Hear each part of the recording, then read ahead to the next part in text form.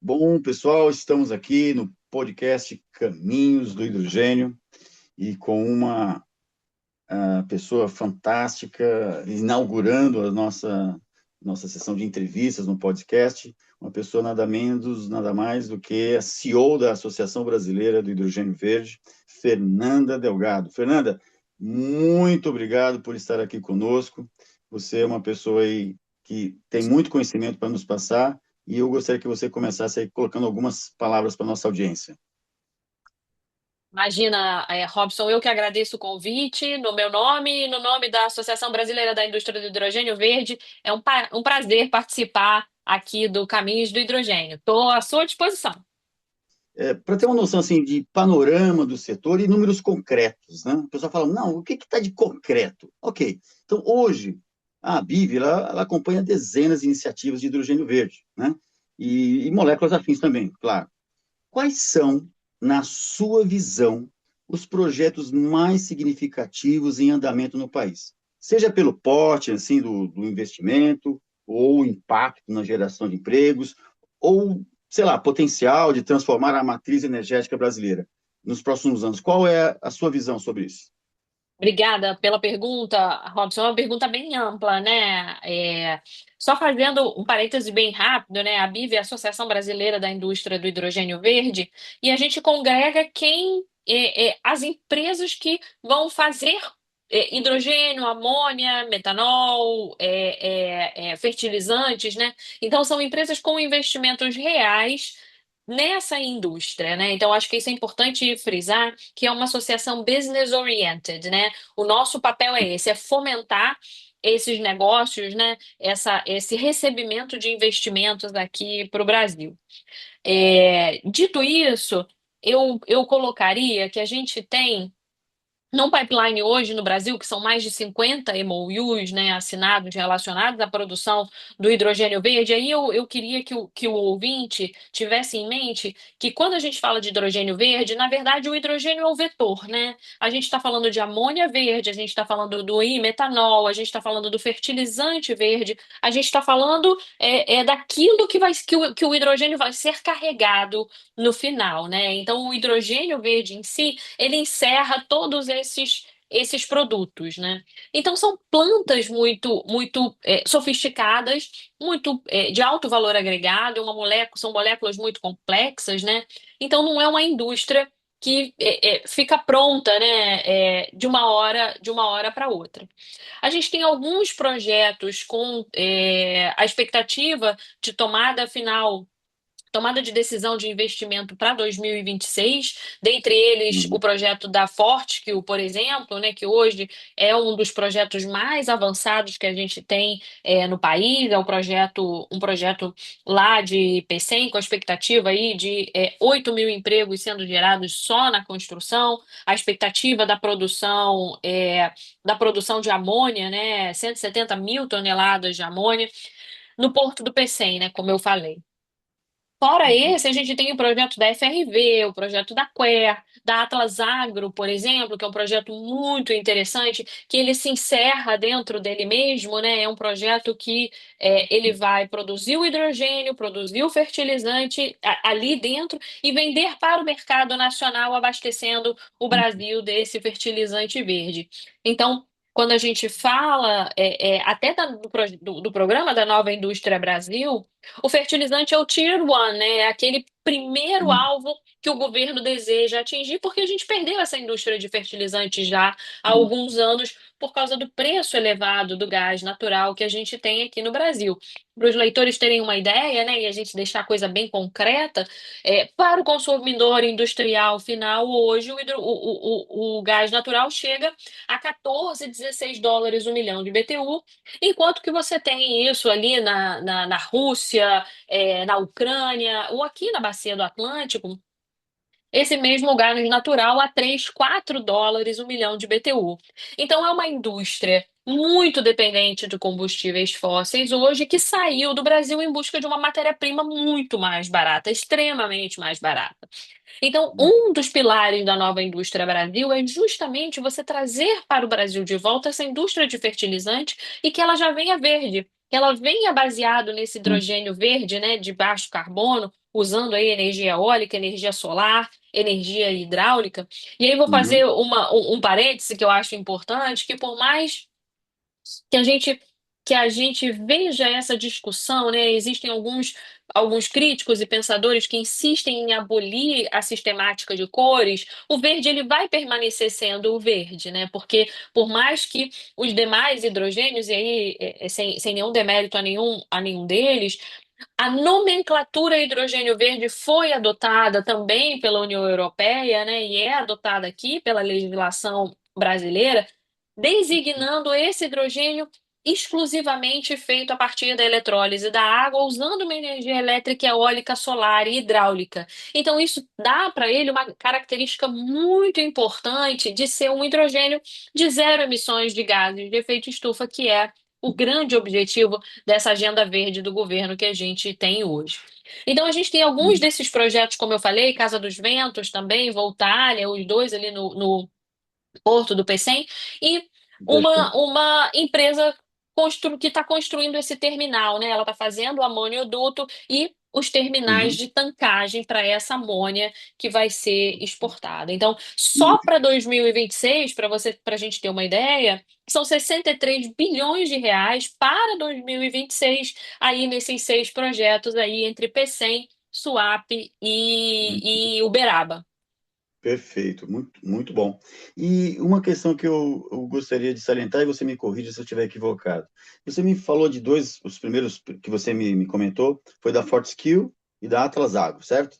Uhum, uhum. E que me chamou a atenção que você me trouxe dois exemplos. Um me parece que é mais para exportação, que é o da Fortescue, e o da Atlas Agro é, como você falou, fertilizantes, é aqui mesmo no mercado interno para fertilizantes no Brasil, certo? Correto, correto. Aham. Então, nós temos essas duas vertentes, né? Não é? O pessoal fala, não, o pessoal quer saber só de exportar. Não é bem assim. Você pode esclarecer um pouquinho mais sobre isso? Exatamente, posso, e esse ponto é muito importante para a gente, né, dentro dessa desmistificação de uma série de consensos que o senso comum criou em relação ao hidrogênio. Quem vai produzir amônia, metanol, fertilizante, hidrogênio verde de uma forma geral, quer vender no que quer vender, ponto. Que é nota fiscal, né? Eu quero vender no mercado nacional, porque no mercado nacional, para mim, é muito mais fácil, né? Do que você transportar esse produto para fora do Brasil.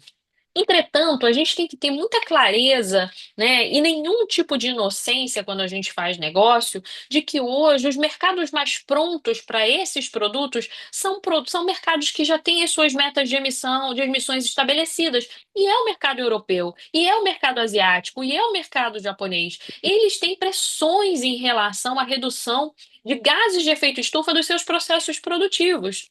Então, quando Aham, você entra com aço na Europa, esse aço já tem que ter um passaporte dizendo que que ele teve baixa emissão de carbono. Então, aham, não, vender no mercado nacional é o ideal para qualquer produtor, né? Mas os modelos de negócios que a gente tem a configuração hoje no Brasil, eles estão voltados para o mercado externo, que é o off-taker mais óbvio que a gente tem na mão hoje. Agora, isso não invalida o desenvolvimento do mercado nacional de fertilizantes, do mercado da indústria química, né, que também foi afastado do Brasil pelo preço do gás natural. Agora você aham. imagina esses projetos ganhando escala, uma amônia a preços acessíveis, o metanol a preços acessíveis, o hidrogênio verde a preços acessíveis, é claro que a expansão da indústria nacional ela vai ser em direção a processos produtivos de baixo carbono. isso é inexorável, né? A gente não tem como escapar. Existe aí, e o Brasil é signatário do Acordo de Paris, existe essa obrigatoriedade em que a gente tem que estabilizar a temperatura da Terra em 1,5 graus. Então, não tem como você fugir desse compromisso. Então, na verdade, não há uma dicotomia ou uma disputa entre mercado externo e mercado interno. Existem Uhum, tempos e movimentos diferentes e o mercado interno, ele só tem a se beneficiar com esses primeiros grandes exportadores, porque quando o uhum, mercado nacional estiver pronto para absorver esses produtos, a gente já vai ter ganho escala, escopo, uhum, velocidade e principalmente um preço muito mais acessível. uhum. E o que eu capto aí do que você está trazendo, assim, a exportação seria uma questão assim de alavancagem, né, do setor. Certamente, a gente não pode demonizar a exportação, porque todas as economias desenvolvidas baseiam as suas balanças comerciais em exportação. Então, qual a diferença, né? A gente exporta petróleo, a gente tem uma base muito grande de produtos exportadores, e quando você fala na exportação desses produtos de amônia, de metanol, né? Não hidrogênio necessariamente, mas amônio, metanol, fertilizante. Você está falando de moléculas sofisticadas, de alto Uhum. valor agregado. São plantas que custam 30 bilhões de dólares, né? São produtos de alto valor agregado que a gente vai colocar no mercado internacional e também no mercado internacional. Então, é uma questão de maturidade de mercado apenas. Perfeito, né? Não existe isso ou aquilo, né? É isso e aquilo. Certamente. É isso e aquilo, exatamente. É É, isso e aquilo. Eu vou vender para quem bater na minha porta para comprar. exato, maravilha, perfeito. E Fernanda, agora, independente, né, de ser mercado interno ou mercado externo, nós temos desafios, né? E o principal gargalo que está detectado, e nós tivemos aí na nossa rede comentários assim muito ferrenhos, uns defendendo aqui, outros defendendo acolá, o problema é do governo, não, o problema não é do governo, o problema é do próprio setor que tem que resolver. Do que eu estou falando? Da transmissão, Fernanda. É o seguinte, o hidrogênio verde ele é altamente intensivo em eletricidade. E hoje, o gargalo de transmissão no Brasil é um dos maiores desafios para o setor. Bom, o ONS ele indica que só teremos mudanças estruturais a partir de 2029. E isso aí pode o quê? Para o Nordeste, né? Isso em relação ao Nordeste. Talvez ele perca, então, essa janela de oportunidade, como polo exportador, principalmente, que hoje é o mercado comprador imediato, né? E Certamente. Uhum. na sua visão, como superar essa limitação hoje? O que a associação, né, pode estar contribuindo nesse aspecto?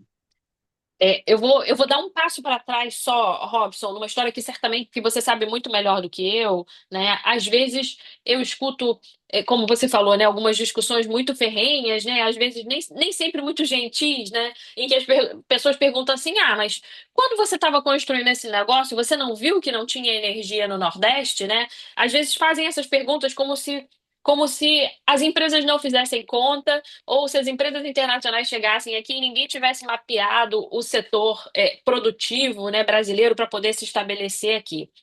Então, fazendo esse parênteses, eu vou te dizer que até o final do ano passado, início desse ano, havia disponível no Sistema Nordeste 3 GB para a expansão do sistema e para absorver esses projetos.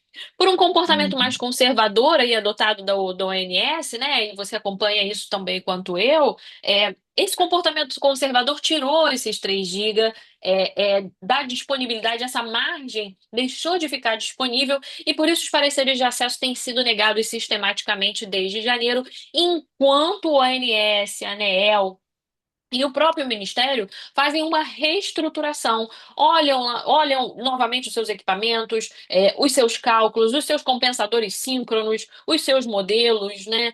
Inclusive, até houve uma chamada pública que culminou numa nova norma da ANEEL, em que você tem que dar garantias financeiras para ter acesso a Uhum. essa energia. Isso significa que a BIV apoiou fortemente essa normativa de garantias financeiras, porque é importante para o planejador energético nacional saber quais os projetos são maduros ou não. quais os projetos são sérios ou não. E quando esse projeto vai pedir acesso à energia elétrica e ele se compromete com o pagamento de garantias, ele está demonstrando maturidade. Ele está demonstrando o seguinte: olha, eu faço esse aporte financeiro aqui porque eu já tenho pré-licença ambiental, eu já tenho uma parte da minha engenharia pronta, eu já tenho terraplanagem, eu já estou contratando os terminais de abastecimento, eu já estou em negociação com os meus off-takers, eu já tenho o meu bankability quase todo fechado, né? Quase toda a minha estrutura financeira e orçamentária organizada. Então, a BIV foi muito incisiva, né, se eu posso usar essa palavra, em suportar a decisão da ANEEL em cobrar essas garantias financeiras para esses pareceres de acesso, justamente pela maturidade e pela seriedade que esses projetos existem hoje aqui no Brasil. Dito isso, Robson, eu vou responder de uma forma mais direta a sua pergunta, em que hoje o que acontece entre essas instituições é uma revisão da sua modelagem, né, ali entre ONS, EPE, ONS e EPE, uma revisão dos seus modelos para saber o que há disponível de margem, e há uma estimativa de alguma coisa em torno de 3 GB de disponibilidade.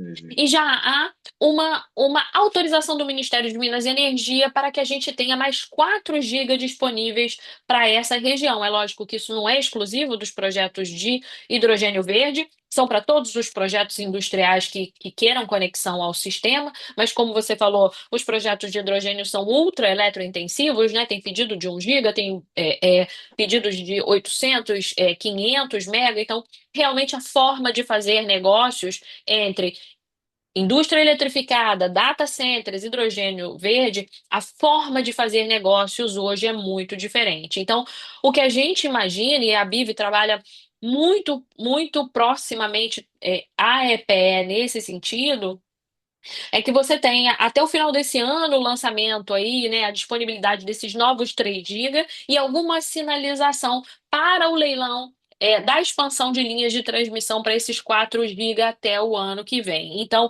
são soluções, Robson, que estão na mesa, que estão sendo pensadas. E a gente precisa dar essa credibilidade ao governo, uma vez que, quando a gente propôs leis de hidrogênio verde, essas leis foram atendidas, né? Quando a gente fez aí a solicitação trabalhou na solicitação de incentivos para a construção dessa indústria, como o PHBC, fomos atendidos. Então, é um governo que tem no seu DNA uma agenda verde muito forte e uma oitiva muito especial em relação à indústria de hidrogênio verde. Então, agora é dar o tempo de quem tem que trabalhar, mas eu tenho certeza que essas soluções saem agora entre o final de 2025 e início de 2026.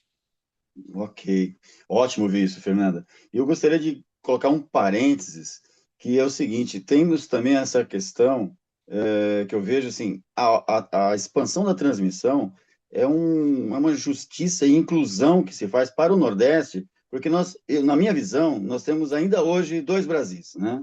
E há Uhum. um sudestecentrismo ainda estrutural, né? Então, nós temos hoje o Nordeste, uma pujança de energias renováveis, sem poder escoar para, digamos, o mercado imediato consumidor dessa energia, que é o Sudeste. Então, colocar essa expansão à disposição é um serviço ao Brasil para unificá-lo, né? E acabarmos com essa questão que eu ainda vejo que há no Brasil. O que você me fala sobre isso? Não, eu não tenho como concordar melhor, e inclusive no ponto que você trouxe anteriormente em relação ao mercado interno, mercado externo, se você deixa o Nordeste de fora dessa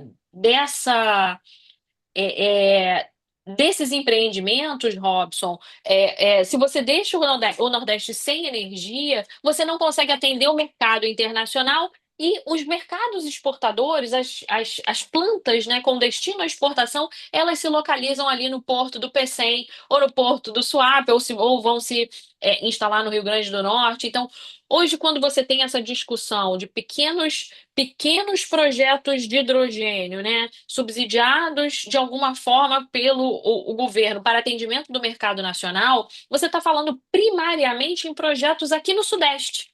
Exato. Projetos aqui no Sudeste onde está o mercado consumidor.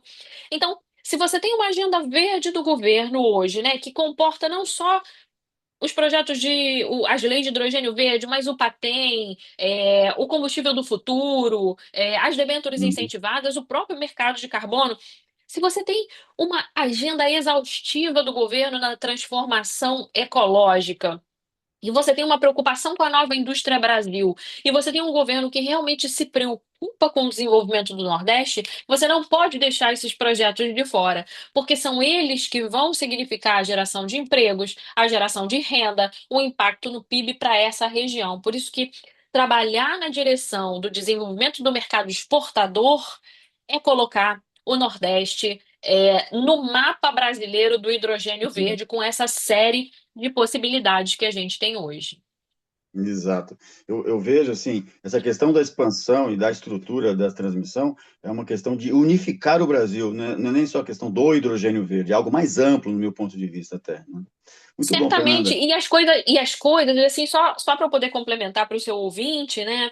Novamente, as coisas levam tempo, né, Robson? Como a gente comentava antes de começar, você tem a indústria do petróleo aí há 100 anos ganhando escala, ganhando escopo, ganhando velocidade, trazendo o preço para baixo. Você tem o etanol, que existe aí há 40 anos também, desenvolvendo toda a sua cadeia logística, toda a sua indústria. O hidrogênio verde começou a ser discutido há 2 anos. Então, não, a gente Exato, não exato. pode querer o mesmo nível de desenvolvimento e de prontidão e de emergência de indústrias que já existem há muito mais tempo. Mas, novamente, a gente vai chegar lá. Aí você já me colocou uma outra questão, que não é só uma questão de justiça, de inclusão, mas também como de equidade, né? Para o hidrogênio, trabalhar os diferentes de maneira diferente.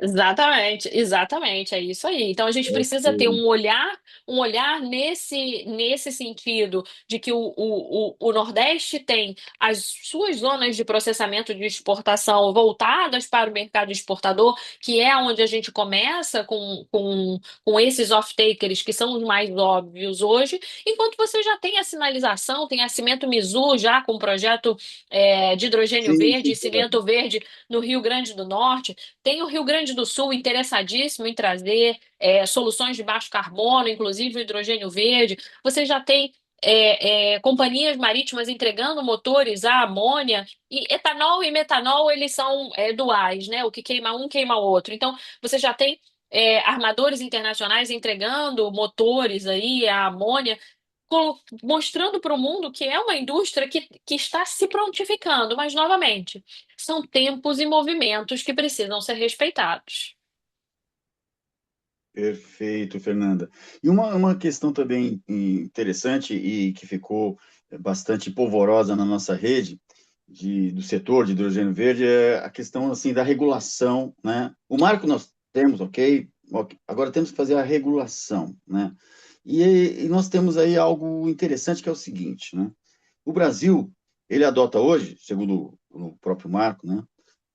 Que nós temos um limite de 7 quilogramas de CO2 por quilograma de hidrogênio produzido, que é mais que o dobro do valor prático recomendado pela União Europeia, né? Que é, eu posso estar equivocado, mas é em torno de 3,3 quilogramas de CO2 por hidrogênio produzido, que equivale a 70%, tem uma redução de 70% de emissões em relação ao, ao hidrogênio cinza, que vem do combustível fóssil, né? E na Uhum. época, eu me recordo, eu estava acompanhando bem de perto, eu me recordo que isso foi justificado, mas foi de repente, surgiu de repente no dia, né? E foi aprovado, e a justificativa foi porque temos que prevalecer também a rota do álcool. Podemos obter, a partir da reforma do álcool, o hidrogênio, o Brasil não vai se reter a uma rota exclusiva, então vamos deixar amplo, e aí colocou esse valor de 7. Só que tem um detalhe, né? O detalhe qual é? Na prática, o hidrogênio azul, que vem da reforma do metano e depois com a captura de gás carbônico, né, que é o CCS, você tem em torno aí de 4 a 5 quilogramas de CO2 por hidrogênio produzido. Isso aí pode minar a credibilidade do nosso produto, porque ele fica meio que equivalente com o hidrogênio que vem de origem fóssil, né? Como equilibrar interesses setoriais internos com a necessidade de competir no mercado global? que exige padrões ambientais muito mais rígidos? Qual que é a sua visão sobre isso? Aí eu acho que a gente tem duas camadas de análise, né? A primeira camada de análise é que o comprador, o que vai resolver isso é a certificação, né? Para isso a gente tem o sistema brasileiro de certificação. Então, o comprador, ele vai dizer qual o nível que ele tolera, né? Vamos dar um exemplo prático. A gente vai ter o CBAM agora, que vai começar a ser implementado, né? O Carbon Border Adjustment Mechanism lá na Europa, que vai dar um passaporte para cada produto, para que ele diga o quanto ele emitiu, de CO2 ao ser produzido, né? Se eu uso um hidrogênio com maior teor de emissão de CO2 por quilo produzido, o meu produto final também é um produto mais emissor. Então, a certificação, ela vai cuidar disso. O meu comprador, ele vai dizer na certificação o que que ele precisa, se ele precisa de 2, se ele precisa de 3, se ele precisa de zero.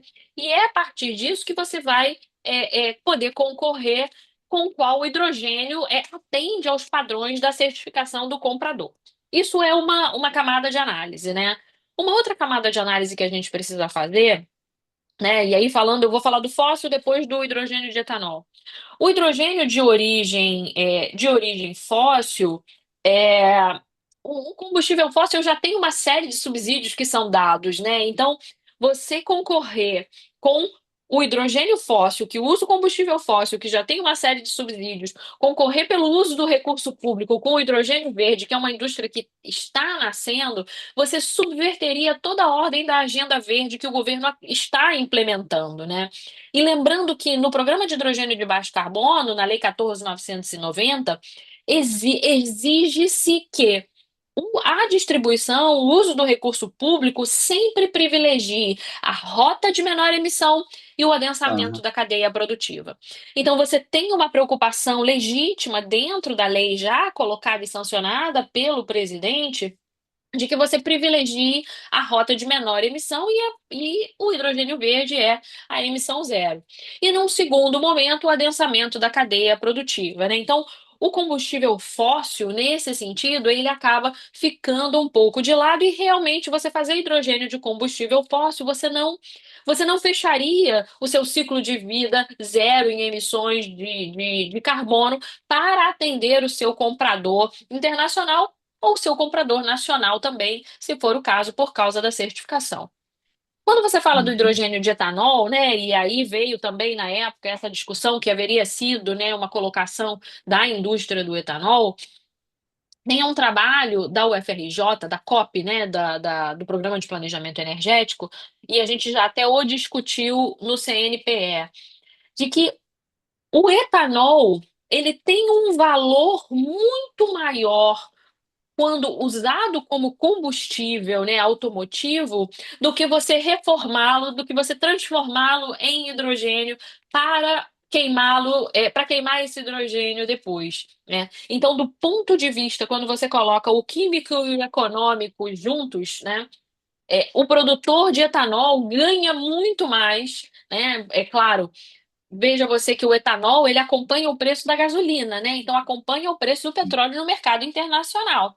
Então, durante um bom tempo, o etanol vai ter a sua paridade dada hoje pela commodity, uma das commodities de maior valor que a gente tem no mercado, que é o petróleo. Então, seria uma Uhum. destruição de valor você transformá-lo em hidrogênio para depois queimar esse hidrogênio em algum tipo de processo produtivo. E tendo uma terceira camada de análise também, Robson, que eu gosto de pensar, é que como a certificação vai resolver, né?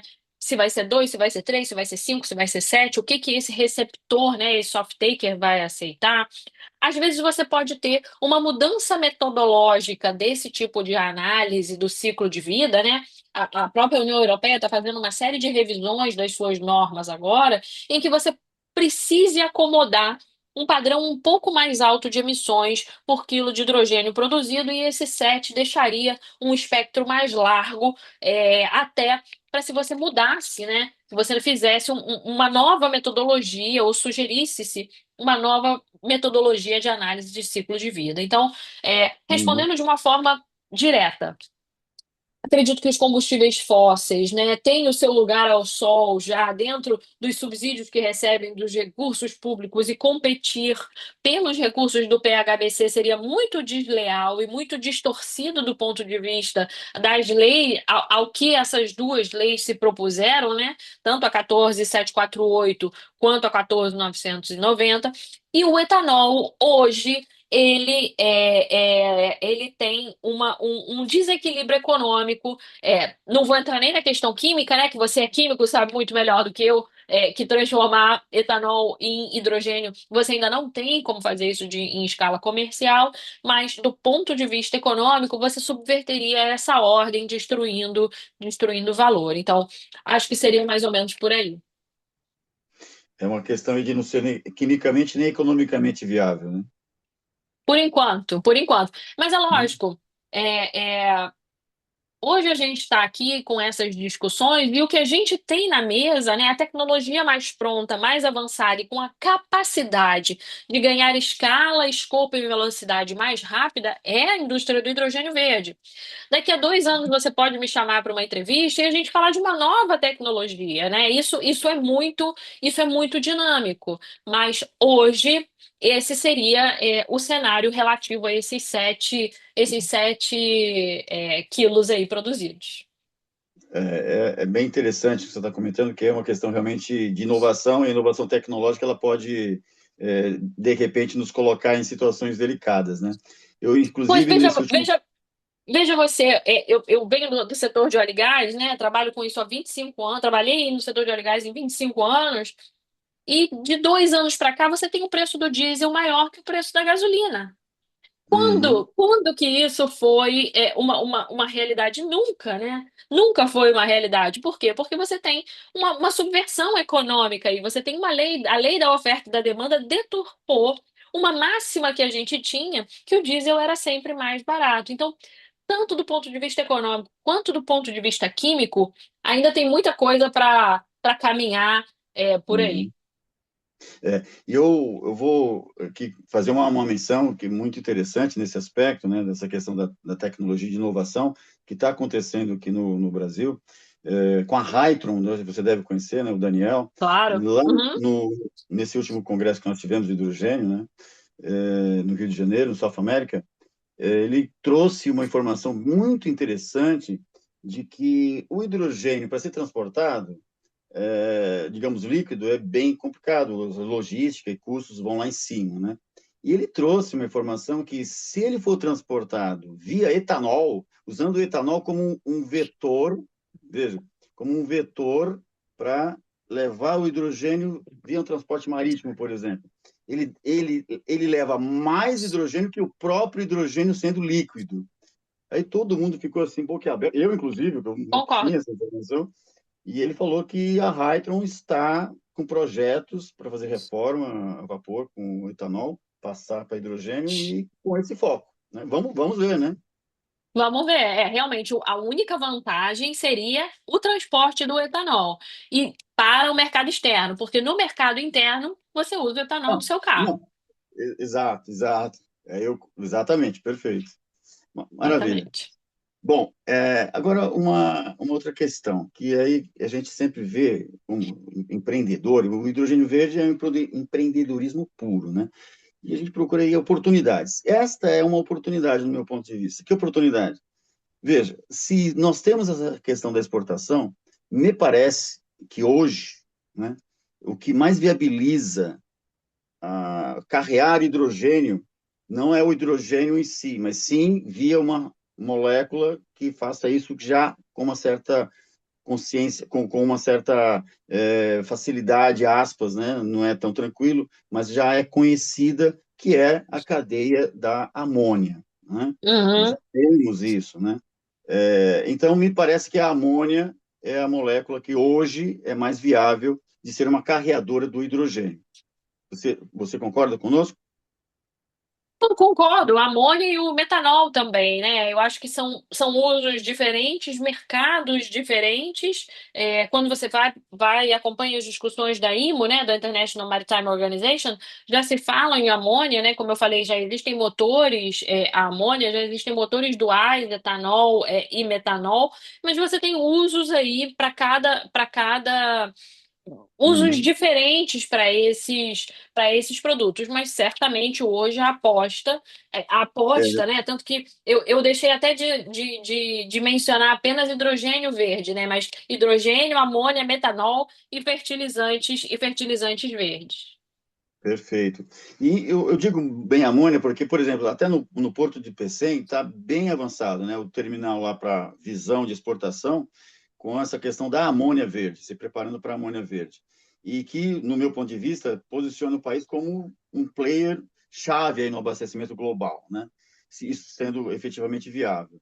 Inclusive, esse transporte, conforme você falou, ele já está com um certo alinhamento com a IMO, né? IMO Net Zero. Uhum, Só que, assim, no entanto, quando a gente fala em toda a cadeia, assim, desde a síntese da amônia, o processo Haber-Bosch, né, e passando pelo cracking, depois você tem que quebrar, né, novamente a molécula. Né? Você produz, uhum. pega o hidrogênio, pega o nitrogênio, produz a amônia, depois chega lá onde ele tem que ser utilizado o hidrogênio, ele tem que quebrar a molécula novamente. Isso tudo vai demandando energia e vai precificando e encarecendo o hidrogênio. Agora, nós tem toda essa logística de transporte envolvida. Bom, nós já podemos considerar que essas etapas estão tecnologicamente consolidadas e competitivas em termos internacionais? Existe muito essa dúvida na cabeça das pessoas. Isso já é viável? Sim ou não? Tecnologicamente, sim. Competitivamente, aí é o pulo do gato, né? É o que eu te falei. Todas as empresas hoje, então, ali, hoje estão fazendo os seus fluxos de caixa, né? Tentando fechar os seus bankabilities de como essa conta vai fechar. Do ponto de vista tecnológico, não tem a menor dúvida, como eu te falei, já tem motores da Everlance sendo entregues aí à amônia, inclusive sendo colocados como sem nenhuma questão relacionada à segurança, como se todas as questões relacionadas à segurança já endereçadas. Agora, o grande pulo do gato é como você fecha essa conta do ponto de vista de competitividade. Agora, é bom a gente lembrar, Robson, e é importante que os ouvintes tenham em mente que há 20 anos atrás a gente estava nessa mesma discussão em relação ao gás natural liquefeito, né? Todo mundo que é do setor de petróleo vai lembrar. Eu estava na Petrobras há 20 anos atrás e lembro que o milhão de BTU do GNL custava US$ 20, né? Eram US$ 20 o milhão de BTU e hoje custa 4. E havia essa discussão, custa US$ 20, porque você tem que congelar esse gás natural, né? Você tem que liquefazê-lo, trazê-lo aí a menos 127 graus Celsius. Quando ele chega do outro lado, ele tem que ser regaseificado de novo. E tudo isso era Aham. muito caro, tudo isso era muito difícil, tudo ia explodir. Há 20 anos atrás era exatamente essa discussão. Então, Eu já vi essa novela.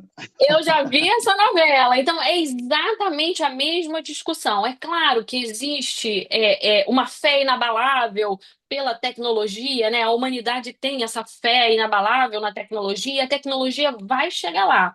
Só que essa tecnologia ela tem que chegar lá justamente com o aspecto regulatório e ela tem que chegar lá junto com o aspecto dos custos envolvidos também. Por isso que para o nascedouro dessa indústria é tão importante que a gente tenha esses incentivos, né, que estão sendo dados, seja o REIDRO, seja o PHBC, seja a zona de processamento de exportação. Então, para esse nascedouro, como foi dado para o GNL lá atrás, como foi dado para a energia eólica lá atrás, como foi dado para o etanol, como foi dado para a energia solar, para o próprio biodiesel também, né? O Brasil sabe congregar política industrial com política ambiental, sabe congregar políticas públicas que façam o ambiental e o industrial conversarem, né? Por isso que Eu gosto de lembrar muito do Ariano Suassuna, que dizia que eu sou um otimista, como é que ele falava?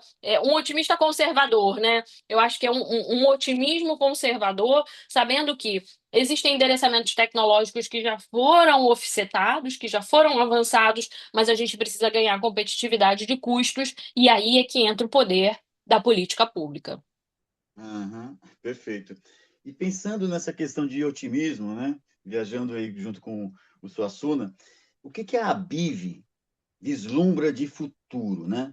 Quando pensamos aí, sei lá, daqui a 10, 15 anos, qual a visão da ABIV para o Brasil no mercado global de hidrogênio verde e moléculas associadas, amônio, metanol, conforme você trouxe, né? O que você tem a nos dizer? É, eu vislumbro, Robson, a mesma coisa que eu vi acontecer no mercado de óleo e gás, né? Quando eu entrei no mercado de óleo e gás, eram realidades muito distintas da que a gente tem hoje, né? Você não tinha exploração do pré-sal, você estava começando ali a exploração brasileira em águas ultraprofundas, uma disputa de tecnologias ali entre Petrobras e Shell na época, tudo eram custos, custos e custos. Para os seus ouvintes terem uma ideia, o pré-sal, né, ele levou 7 poços secos até que se encontrasse o reservatório, né, algum reservatório que desse origem ao pré-sal. Então, nem tudo é essa maravilha. Todo o início é muito complexo, complexo mesmo.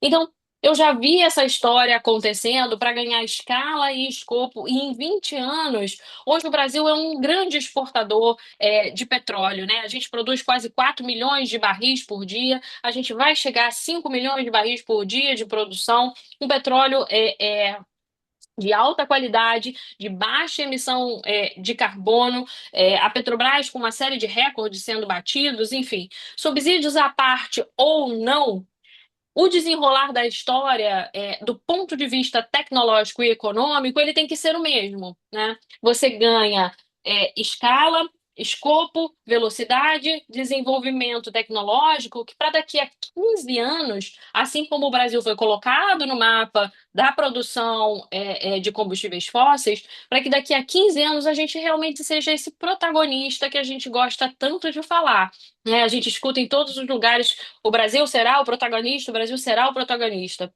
Mas para ser protagonista, a gente tem que falar como protagonista e nós temos que nos prepararmos como protagonistas, né? Então, em relação à posição geopolítica favorável, à santidade dos contratos, à fortaleza das nossas instituições relacionadas ao setor de energia, tudo isso precisa ser muito coadunado para que realmente daqui a 15 anos, quando você me entrevistar de novo, eu possa dizer para você o seguinte, viu? Eu não falei que a gente ia chegar lá, e hoje o Brasil está no mapa dos grandes produtores de amônia, metanol, aço verde, fertilizante verde, produtos químicos verdes, soja verde, petróleo verde, enfim, que a gente esteja nesse mapa daqui a 10 anos. Eu não tenho dúvidas sobre isso e muitas consultorias internacionais já colocam o Brasil como um dos grandes players, né?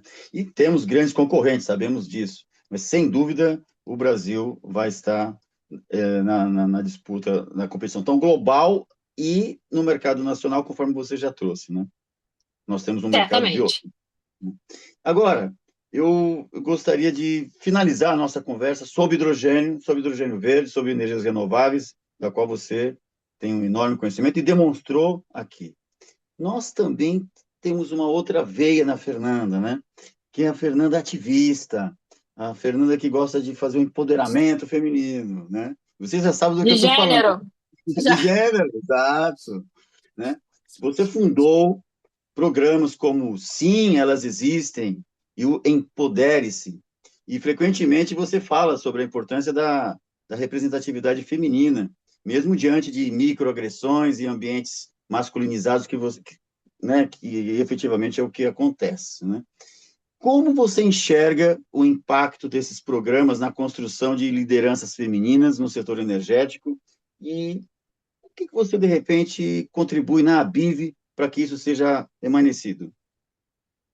Obrigada, Robson. É uma gentileza enorme sua trazer esse assunto, né? É uma bandeira que eu empunho com muito orgulho e é muito afeta, né, não só por mim, mas pela minha filha, né, que vem logo atrás de mim, e por, por todo um ecossistema que a gente precisa realmente resolver, né? Eu vim da Rio Innovation Week, onde a palestra que me convidaram era justamente para falar sobre gênero, né? Para falar sobre igualdade e equidade. Eu acredito que quando você junta a pauta das mudanças do clima, né, do combate às mudanças do clima, o gênero, né, o feminino, ele tem muito a perder. As mulheres são muito afetadas, né, sejam em qualquer lugar do mundo. Então, quando você vê índices aí de países da África, do aumento do número de natimortos por causa do aumento da temperatura, quando você tem quedas de linhas de transmissão, né? E sou eu que vou chegar, vou descer do metrô e não tem luz para eu vir andando até a minha casa, e isso acontece no país inteiro. Ou você tem situações como que a gente teve no Rio Grande do Sul, por exemplo, as mulheres e as crianças são sempre as mais afetadas, né? Não vou nem entrar na questão da cocção, enfim. Mulheres e crianças são sempre extremamente afetadas, sem contar toda a questão de subempregos, né, que as mulheres são hoje a maioria. Então, alinhar essa pauta de mudanças do clima, né, de afastamento do uso dos combustíveis fósseis, a trazer, a empunhar a bandeira da equidade de gênero, são assuntos que estão muito congregados, né? Eles estão muito coadunados e caminham muito lado a lado, e cada vez mais a gente precisa de mulheres que tragam essa bandeira, né? Eu mencionei hoje no meu discurso, né, na Renovation Week, que há 2 semanas atrás teve um grande influenciador brasileiro, né, chamado Felca. Ele tem 30 milhões Sim. de assinantes, né? Em que ele fez um vídeo fazendo toda uma exposição sobre a adultização de crianças, de prostituição e de pedofilia, prostituição infantil e pedofilia. Então foi preciso um influenciador trazer esse assunto para que essa pauta ganhasse ainda mais a atenção de políticas públicas. Então, espaços como esse que você me propicia hoje aqui são importantes para que a minha voz chegue, para que a sociedade seja trazida para esse debate também. Então, hoje, além de pagar boleto, criar filho, se manter empregado, faz parte do problema do cidadão e da cidadã comum também as questões das mudanças do clima, porque isso vai fazer com que as pessoas percam os seus empregos. Isso vai fazer com que os seus filhos fiquem sem escola. Isso vai fazer com que aumente a violência em relação à mulher. Então, o combate às mudanças do clima é uma pauta também de gênero. Isso posto, né, a gente como sociedade tem N formas de você tabular a agenda da política pública. Uma das formas é pela pressão da sociedade, né? Então, aquele deputado que você votou, aquele senador que você votou, o prefeito em que você votou, quais são as medidas que eles estão fazendo em relação ao combate às mudanças do clima? Quais são as medidas Hum. que eles estão tomando para que a gente não tenha aqui no Rio ou em São Paulo, ou em Fortaleza, ou em Brasília, o que aconteceu no Rio Grande do Sul? Ou se acontecer, onde está um fundo, uma grande poupança para que essa população possa ser protegida na iminência de um desastre desse. E só para concluir a Uhum. minha fala, e aí, coadunando, né, tudo isso que você me perguntou, dessa agenda verde, do hidrogênio verde, mais a pauta feminina e o combate às mudanças do clima, né? A gente teve uma semana com muitas notícias negativas em relação a projetos de hidrogênio verde que andaram para trás, né? E aí eu faço a ressalva que todos relacionados a empresas de petróleo, praticamente, né? Mas essa semana a gente também teve duas notícias muito interessantes do ponto de vista do senso comum que a gente precisa trazer para o debate. Uma foi a Corte Internacional de Justiça buscando a penalização dos países que aumentassem as suas emissões de gases de efeito estufa. Então, veja só, não são as empresas, são os países. E aí os Uhum. países escalam isso para baixo em relação às empresas. Então, isso é um passo muito importante, porque é um ente supranacional, acima do poder do Estado nacional, dizendo que a manutenção dessas emissões pelos estados se constituirá em um crime. E uma segunda notícia foi o IBAMA pedindo medidas de combate às mudanças do clima para o licenciamento ambiental de projetos, em especial projetos de petróleo. Então, isso Uhum. dá uma satisfação muito grande, não só para as energias renováveis, né, mas nessa grande penalização que precisa haver pelo uso dos combustíveis fósseis, para que a gente tenha essa agenda verde cada vez mais em destaque e cada vez com preços mais acessíveis. Eu acho que essas duas notícias seriam assim, seriam o corolário para esse debate. Ok. E eu vou arriscar aqui uma outra notícia que me ocorre agora, não sei exatamente qual é o nome do órgão, mas é algo do tipo, é um Conselho Deliberativo de Desenvolvimento e Sustentabilidade, que é do governo, que é federal, e você foi eleita a esse conselho, você poderia falar, isso para mim é uma grande notícia também. Obrigada, muito gentil. É o Conselho de Desenvolvimento Econômico, Social e Sustentável da Presidência da República. Sim, eu há 2 semanas assumi uma vaga no Conselho de Desenvolvimento Econômico, Social e Sustentável da Presidência da República. Uma satisfação muito grande. Bom, bom, olha, Fernanda, é incrível essa sua colocação, e eu, só para assim, finalizar com chave de ouro mesmo, eu quero uma palavra sua sobre o que nós podemos aí esperar não só de hidrogênio verde, de energias renováveis, de um Brasil sustentável, efetivamente. Eu acho que se eu puder deixar uma única mensagem para os ouvintes de vocês, é que a descarbonização é um processo inexorável. E ele não é um processo só das empresas e dos governos, ele é um processo dos nossos CPFs também.